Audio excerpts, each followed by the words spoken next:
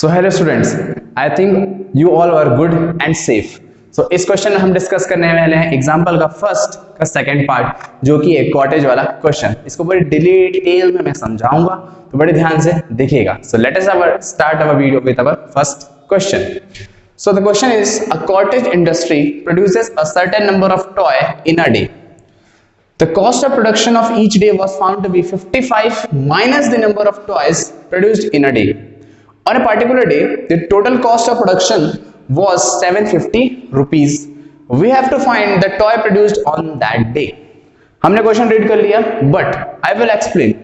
Cottage industry, what is the meaning of cottage industry? Cottage means होता है कि small business जो हम घर पे बिल्ड कर लेते हैं। हम एक शॉप लेके कुछ 4-5 लोग मिलके बिल्ड करते हैं, मतलब स्मॉल बिजनेस, ठीक है। उसमें बोल रहा है कि वो प्रोड्यूस कर रहे हैं certain number toy in a day. हमें नहीं पता, तो हम क्या करेंगे, हम मान लेते हैं लेट। तो हमने लिखा सोल्यूशन, और हम पहला स्टेप लिखेंगे let the number of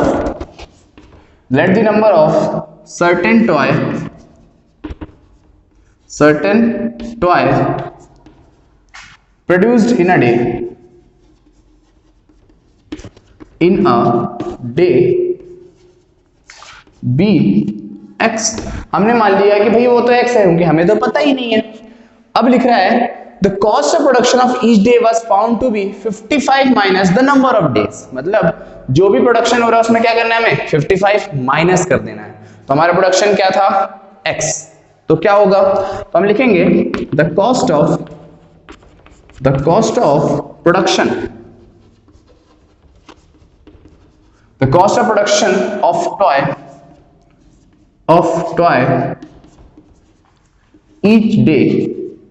each day is, that is 55 minus x। यहां तक हो गया बच्चों क्वेश्चन। उसके बाद क्या लिख रहा है, the total cost of production was इतना। देखिए, आप जब कोई भी चीज लेते हैं, जैसे मान लीजिए आपने 2 पेंसिल ली, एक पेंसिल अगर 2 रुपए की है, तो 2 पेंसिल क्या करोगे आप, इंटू कर लोगे। 2 into 2 4, that is equals to 4। ऐसे मान लीजिए आपने 5 रुपीज की एक चॉकलेट ली है और आपने 10 चॉकलेट्स लिए, तो टोटल कॉस्ट कितनी होगी, 50। मींस आपने क्या किया, मल्टीप्लाई 5 into 10। वैसे हमारा यहाँ पर नंबर ऑफ टॉयज कुछ x है और उसकी कॉस्ट है 55 माइनस x। तो हम यहाँ पर क्या करेंगे, इसका प्रोडक्ट करेंगे, मींस मल्टीप्लाई करेंगे, और हमें दे रखा है इसका टोटल कॉस्ट, दैट इज 750।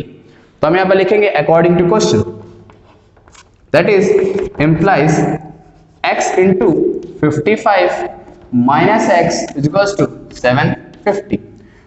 अब इसको हम मल्टीप्लाई कर लेते हैं, तो x into 55 हो जाएगा 55x, x into minus x ये हो जाएगा x स्क्वायर, और ये हो जाएगा 750।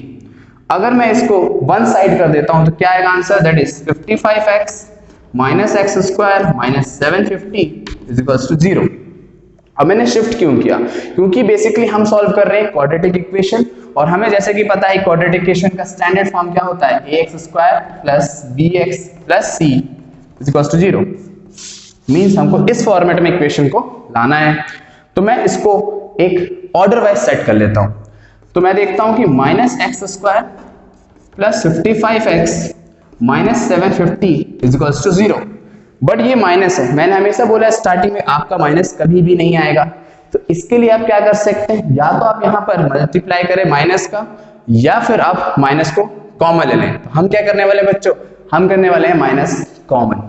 तो जैसे हम माइनस कॉमन करते हैं, ये हो जाएगा एक्स स्क्वायर, ये प्लस वाला माइनस बन जाएगा, माइनस वाला प्लस बन जाएगा, और आंसर आ जाएगा 0। तो हमारा जो फाइनल इक्वेशन बन के आ रहा है, that will be x square minus 55x plus 750।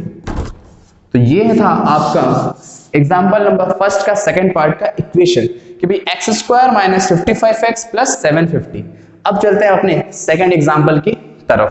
उसमें चेक करते हैं कि हम किसी इक्वेशन को कैसे पता कर सकते हैं कि ये एक इक्वेशन क्वाड्रेटिक इक्वेशन है। स्टूडेंट्स, अब हम डिस्कस करने वाले हैं कि एग्जाम्पल 2 में हम किसी भी इक्वेशन को कैसे चेक कर सकते हैं कि ये क्वाड्रेटिक इक्वेशन है या नहीं। तो let us begin with our example number 2। इसमें लिखा है check whether the following equations are quadratic equation और नॉट। तो हमें जैसे कि पता है एक क्वाड्रेटिक इक्वेशन होने के लिए क्या होना चाहिए, तो हमें पता है कि एक स्टैंडर्ड फॉर्म होता है, that is ax square plus bx plus c is equals to 0, कि एक स्टैंडर्ड इक्वेशन होता है, हम उसे बोलते हैं क्वाड्रेटिक इक्वेशन। तो हम इससे भी एक चेक करते हैं कि क्या ये इक्वेशन एक स्टैंडर्ड इक्वेशन है या नहीं। तो first of all we will write the solution. अब हम यहां दिख रहा है कि एक लेफ्ट हैंड साइड है और राइट हैंड साइड है। तो first of all we will solve the left hand side, so we will write left hand side. The equation is given x minus 2 whole square plus 1। आप सभी ने 8th 9th में पढ़ा होगा a minus b का whole square. तो क्या होता है, a minus b का होल स्क्वायर होता है a square plus b square minus 2ab। आप सभी ने पढ़ा होगा। तो ये चीज हम यहाँ पर पुट करेंगे, तो क्या होगा यहाँ पर x का स्क्वायर प्लस 2 का square minus 2 into x into 2 means 2ab plus 1।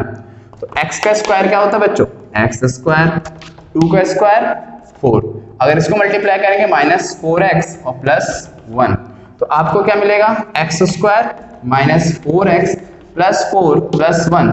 मैंने इसको ऑर्डर में अरेंज कर लिया है बच्चों, ये हो जाएगा x square minus 4x plus 5।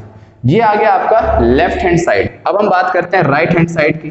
तो राइट हैंड साइड में हम कोई चेंजेस नहीं कर सकते because it is given that 2x minus 3। अगर हम इसे इक्विवेलेंट कर दें, क्या करें हम लेफ्ट हैंड साइड और राइट हैंड साइड को इक्वल करते हैं, इंप्लाइज लेफ्ट हैंड साइड क्या था x square minus 4x plus 5 is equals to right hand side क्या है, दैट इज 2x माइनस 3 हो गया।